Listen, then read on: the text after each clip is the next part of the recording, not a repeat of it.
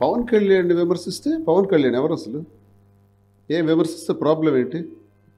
నేనేమైనా విమర్శించానా పవన్ కళ్యాణ్ని? ముందుగా పవన్ కళ్యాణ్ వైఎస్ జగన్మోహన్ రెడ్డి గారిని 2022 సంవత్సరంలో నువ్వెంత నీ బ్రతుకెంత, వైసీపీ నా కొడకల్లారా, వైసీపీ నా కొడుకులు చెయ్యి కందేంత దూరం వస్తే కొట్టి పడేస్తాను, వైసీపీ నా కొడుకులకి చెప్పించి కొడతానని మంత్రులు పేరు పెట్టి మంత్రులకి అడ్రస్ చేసి మాట్లాడితే మేమేమైనా చీము రక్తం లేని వాళ్ళు అనుకుంటున్నారా?